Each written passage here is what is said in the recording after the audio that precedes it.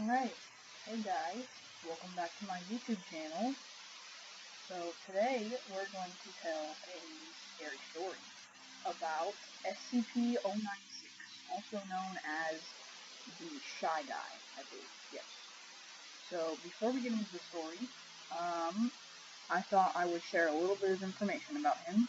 So he is basically, if you look at him, you're dead. He's gonna murder you. It's terrifying, right? Yeah, it's great. And any pictures or like recordings are like forbidden. You can't look at those because that I guess counts as looking at his face. And he's like a humanoid creature, and he is 2.38 meters. Don't know how big that is in feet though, but I'll have to look that up. I'll put it in the description. And he has very little muscle mass. Like he's like skin and bone, and that's it. And his jaw can open 4 times the normal of an average human. And he looks like, his facial features are similar to a human, but the eyes are like white. They're just white, kind of like Herobrine. Terrifying. But without further ado, let's get right into the story. We had the best intentions. That's the kind of thing you tell yourself late at night when you're feeling particularly self-reflective, but only because it's actually true.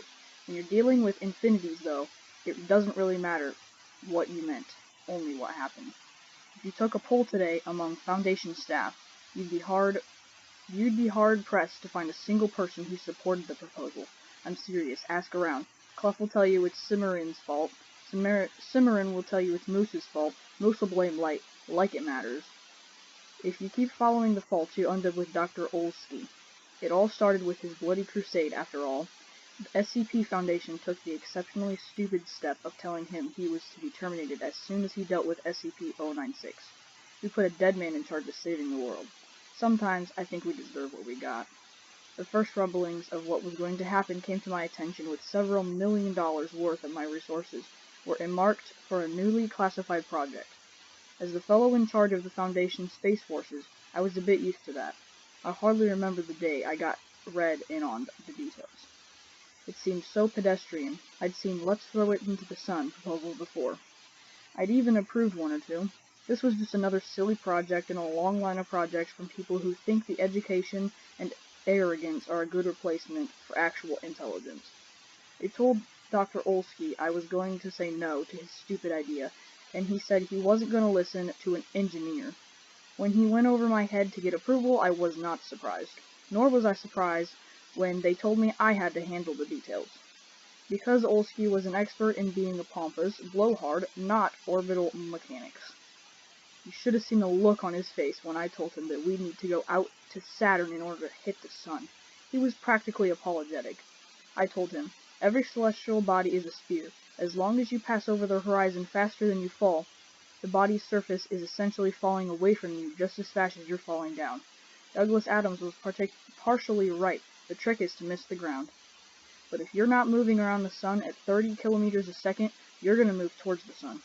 If you have any leftover momentum from what you started with, though, you'll just set up a new, more trendy orbit a bit closer to the sun at a different speed.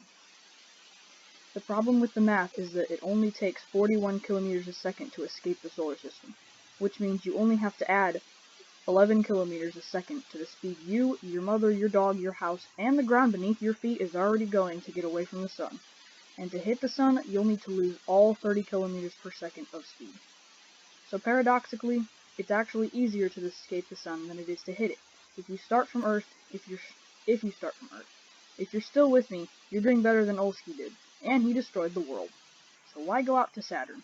Well, the thing about orbital speed is that the stuff closer and moves faster than the stuff farther out.